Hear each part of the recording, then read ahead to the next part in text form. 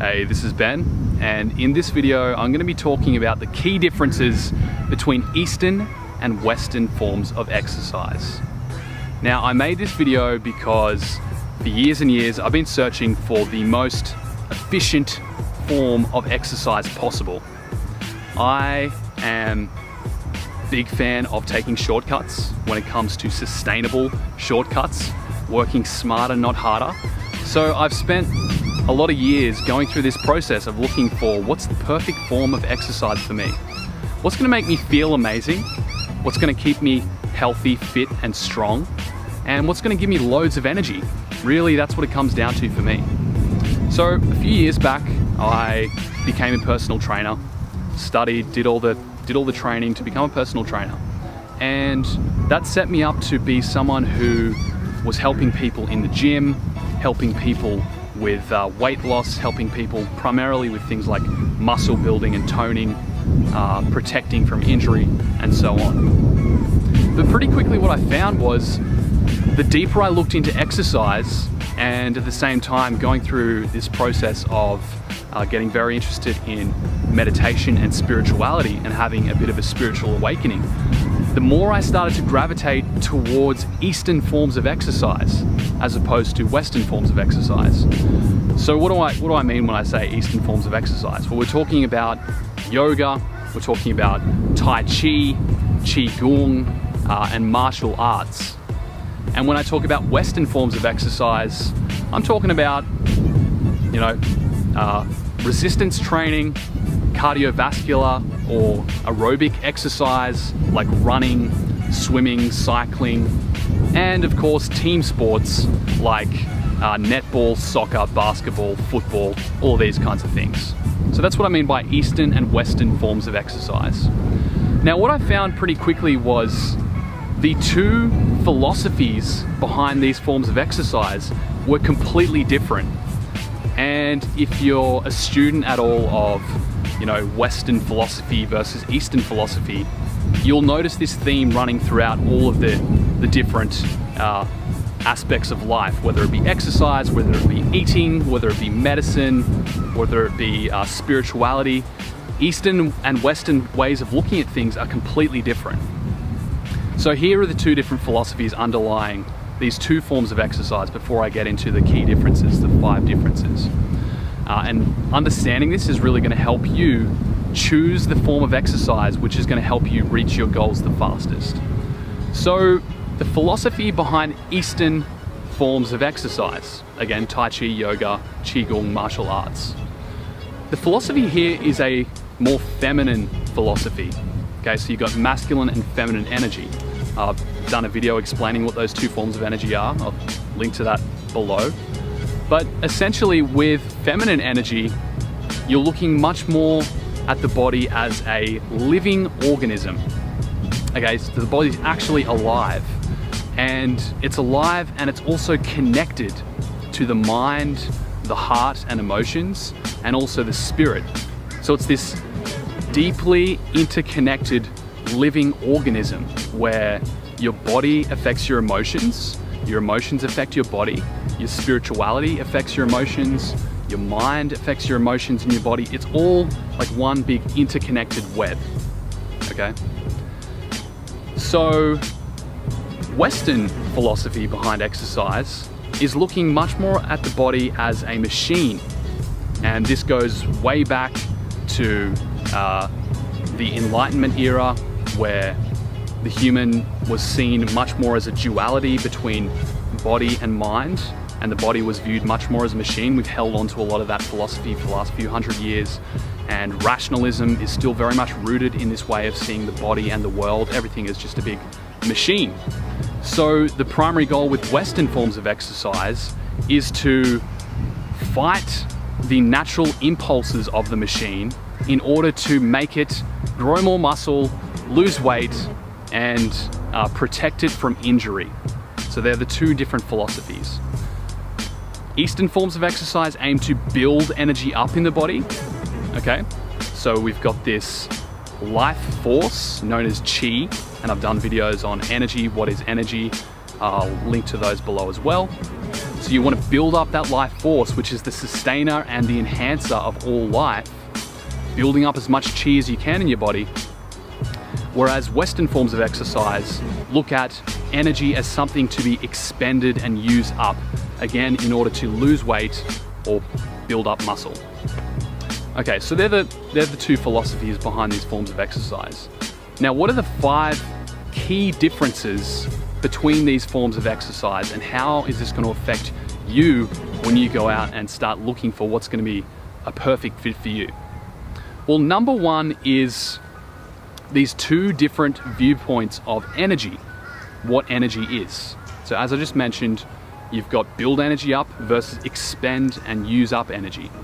So Eastern forms of exercise, yoga, tai chi, even forms of meditation and martial arts, all focus on building energy up through deep breathing, okay? And this is another reason why these forms of exercise are so useful from a spiritual development point of view and a meditative point of view, because you're breathing in that good ass prana, as Infinite Waters would say. You're taking in that energy through the breath, and you're bringing it into all of the different organs in the body, which is nourishing them and cleansing them, which I'll get into a little bit more in a moment. Whereas again, in Western forms of energy, Western forms of exercise, you're aiming to burn the energy up, use it, put it to work, and get rid of it, basically. So Eastern forms of exercise, or Eastern philosophy, would say, well, that's not very beneficial. The more you burn that chi up, the more you expel it from your body, the more you're going to be exhausted and worn out, and basically the less energy you're going to experience, the more tired and lethargic you're going to feel. So very, very different approaches there.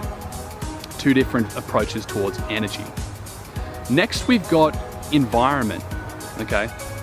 So with Eastern forms of exercise, particularly tai chi, they focus on getting outside first thing in the morning and doing the exercises in an open, natural environment with plenty of trees, plenty of plants, so that they can access the most amount of chi possible when the air's fresh and clean.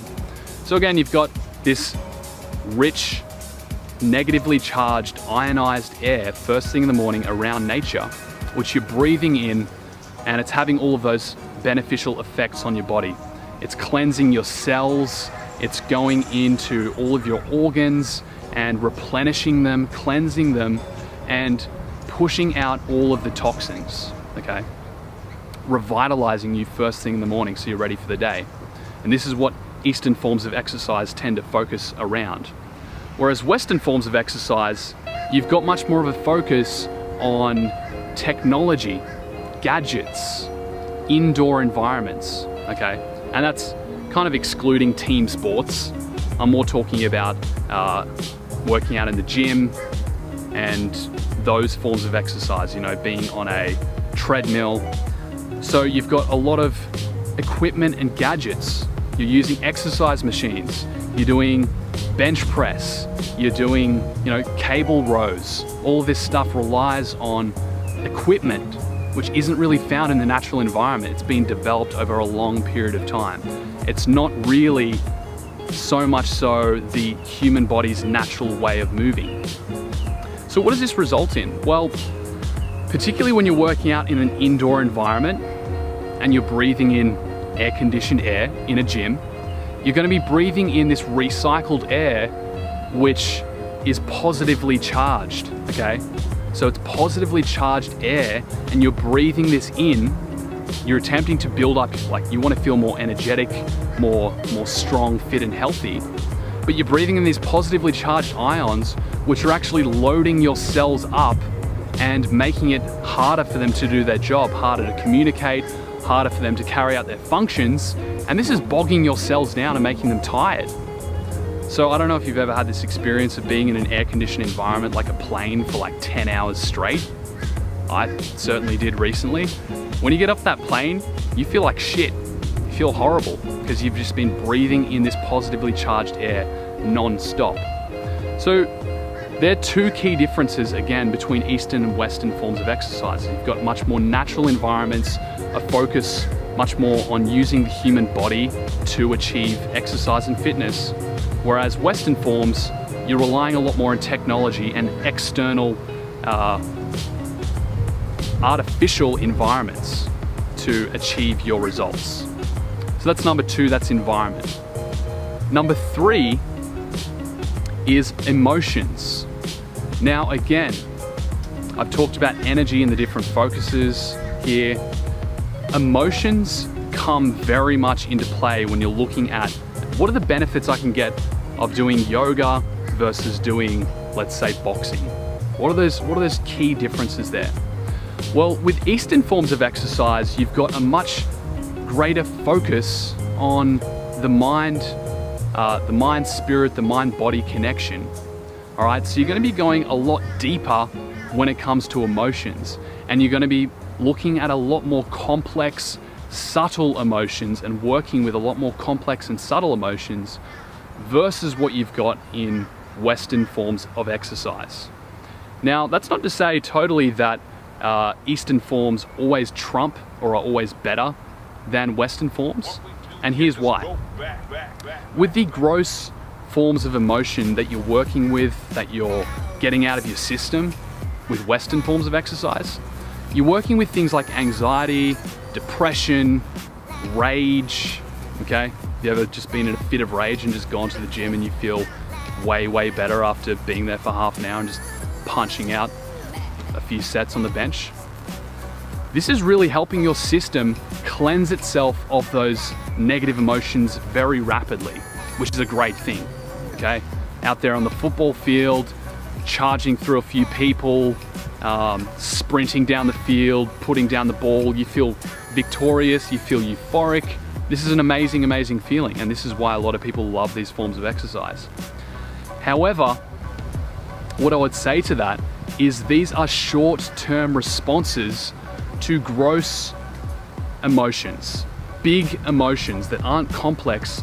These kinds of emotions, like rage, are more symptoms of deeper, more complex, more subtle emotions which need to be dealt with at their roots if you're going to resolve them or dissolve them from your life long term. Okay, so yeah, sure, you might have a horrible day at the office and then go for like a 5K run, and immediately you feel de-stressed and just cleansed of all that bad energy, and your cortisol's gone down, and you've got some runner's high, you've got some endorphins kicking through your body. However, it hasn't dealt with the root of the problem, which is you're working a shitty job, which you hate, which is only going to perpetuate the problem, and you're just basically medicating yourself with exercise by going for those runs every afternoon. You're not dealing with the core problem, okay? Whereas Eastern forms of exercise are deeply self-reflective in nature. So for example, I've been doing yoga for a few years, and what I've noticed with yoga is it's getting you into a state where you have to face your own shit. Okay, if you go to a few yoga classes and you start going through the motions and you're sitting there holding these extremely uncomfortable positions, like the pretzel, okay? Legs up over your head and back stretched in strange, weird and wonderful ways. And the instructor's not letting you out of those poses. You gotta hold them for like a minute, 2 minutes, 3 minutes. You're in agony. And what comes up through that process is the emotions you're not wanting to face. The emotions you usually sweep under the carpet. Okay, and again, these emotions might be a gross form of emotion, which is depression, but these emotions which you're facing might be sadness, might be regret, might be dissatisfaction, could be something like unforgiveness that you're holding on to. And all of this stuff, sitting there in that silence, not moving, breathing in deeply, is going to be bringing these emotions up out of your body, because emotions are stored in your body, which is also known as your subconscious. Your body and your subconscious are kind of interchangeable, and your body stores and holds these emotions which only come out when you're in these kinds of positions where you're breathing deeply, you're still, your mind is calm, all of this stuff's gonna bubble to the surface and give you an opportunity to deal with it. So in that sense, Eastern forms of exercise are very powerful for helping you deal with suppressed emotions and making you more self-aware. So what's this gonna result in? It's gonna result in you being a more free human being, dealing with more of your unresolved issues, maybe from childhood, maybe from years ago, and it's gonna help you get more clarity on who you are and what you actually want. So it's this meditative aspect in Eastern forms of exercise which I find very, very powerful and very beneficial over the long term. This is why I personally really gravitate towards this stuff, because it's not just making you stronger or more fit and more healthy, or lighter, shedding those kilos. It's actually making you more self-aware. Okay, it's a way of exercising that also develops your mind, develops your discipline, develops your ability to understand what's going on inside of you. So that's the number 3 difference, the emotional aspect between Eastern and Western forms of exercise. Number 4, cleansing and illness. So I've already covered the way that chi comes into your body through these Eastern forms of exercise as you're breathing in deeply. And what this chi is actually doing, according to traditional Chinese medicine and Eastern philosophies, is this chi is going into every individual cell as you breathe it in and replenishing them and cleansing them. Again, chi is the life force energy. So it's cleansing all of these different cells and it's helping them to eliminate toxins and buildups of harmful energy, harmful substances in your body, and it's cleansing them out. And this is further aided by the strange positions you're putting your body into when you're doing things like yoga or tai chi or even martial arts. These are very dynamic movements which you would never really do every day, where you're twisting body parts around, you're moving your body in very abnormal ways. So what's this doing? Well, when you're moving your body like that, you're actually engaging and you're touching on different organs. So imagine like you're down on the floor and you're in the upward dog position. This is one example with yoga. In that position, you're actually stimulating your sex organs, okay? Gonads, the endocrine system, all of these different organs down here in the reproductive area are being stimulated by that movement because you're putting the pressure on them. And when that's happening and you're breathing deeply, you're sending chi into those organs and stimulating them, which is not only cleansing them, but it's also releasing different hormones. It's stimulating the release of different hormones, which is having a beneficial effect on your body. For example, with upward dog, it's stimulating the release of testosterone, which is helping your body in all kinds of different ways. So you've got cleansing, and this has been shown over the long term to reduce illness and even slow down aging. So this is some really powerful, beneficial effects, and I encourage you to do some research on that. Effects on aging of doing practices like tai chi. Tai chi is very well known to really slow down that aging process, particularly for the elderly people who tend to practice it. So it's helping in these respects, Eastern forms of exercise. With Western forms of exercise, you've got a cleansing effect also going on. You've got a detoxing effect, okay? But this is primarily through sweating, mainly through sweating, okay? And what I didn't cover just then with Eastern forms of exercise is, yes, you're eliminating through sweat. You're detoxing your body through sweat, one of the best ways to detox. But you're also eliminating through urination and bowel movements. Okay, so again, when you're holding these strange, unusual positions, you're stimulating all these different organs, you are sending energy through the body in ways that it doesn't usually access that energy or that chi. And that chi is naturally draining those unnatural, harmful energies from those different organs and sending them out of the body through the bowel. Okay, so through having bowel movements and through urination, it's sending them through your kidneys into your bladder and out of the bladder, and expelling toxins in all of these different ways, which is going to help cleanse your body much more efficiently than just through sweating. Also, when you're bending and twisting in these weird and wonderful ways, imagine like wringing a cloth which is full of water. Same thing happens with our bodies. There's a buildup of water in different areas where it really shouldn't be in our body. And when you're twisting, when you're doing yoga, you're squeezing the excess water out of these parts of your bodies and helping it to detox, okay?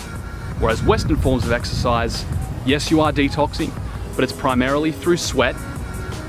And according to traditional Chinese medicine, sweat is actually the fluid of the heart, and sweating too much, like some exercise junkies like to do, going for those 15, 20K runs out in the sun, this is actually draining qi from your heart, according to Chinese medicine.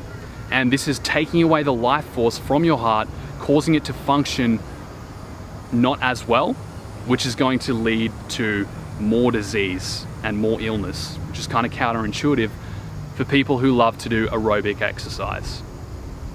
So that's point number 4, the key difference between Eastern and Western forms of exercise. Cleansing and illness. Eastern forms, cleansing very efficiently, slowing down aging and keeping the body in a state of health by cleansing the organs. Western forms, eliminating only really through sweat and having a limited effect on aging, if any, and in some viewpoints, it can actually increase aging, okay, because you're expelling your life force energy again. So lastly, we've got number 5. So the number 5 key difference between Western and Eastern forms of exercise is injury. So what have you got when you're out doing a 15, 20K run and you're putting a lot of pressure on your joints, running down that road like you know you shouldn't, like you know you should be running on grass, but you're just running on the road because you live in a city, and you're pounding away on those joints, you're putting a lot of pressure on those joints, and you're wearing, runners with these big cushy soles on them, which is completely unnatural. It's putting your whole body out of alignment, and it's putting a lot of pressure and stress on your joints, which leads to injury, okay?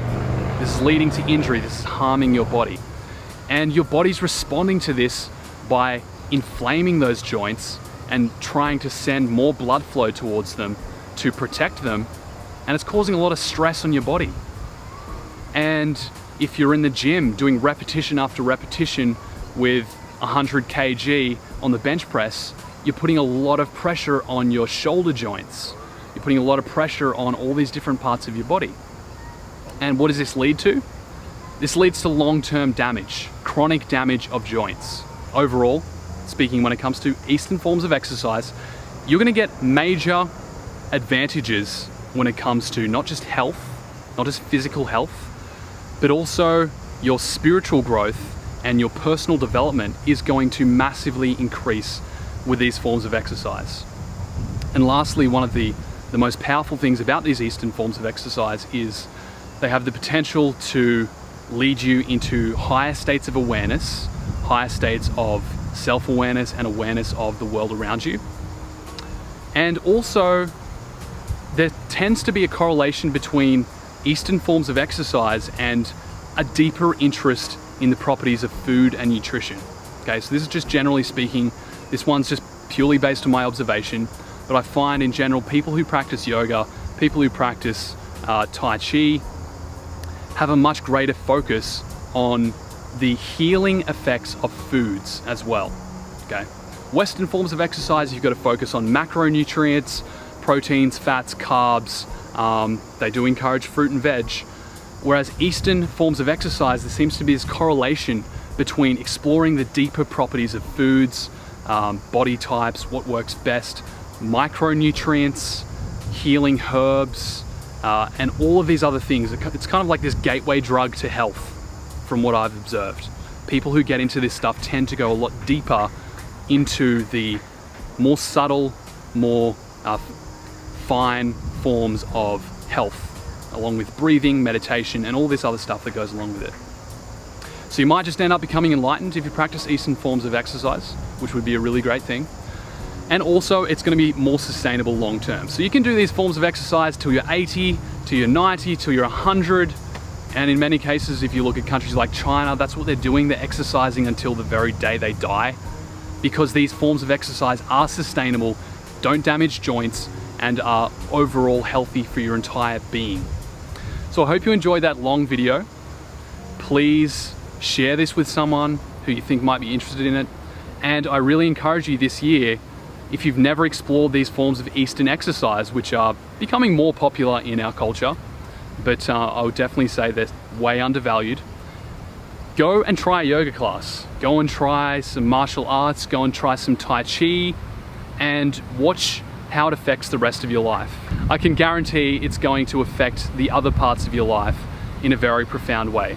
So go ahead and try some of those. Thank you for watching, and I will see you on the next video.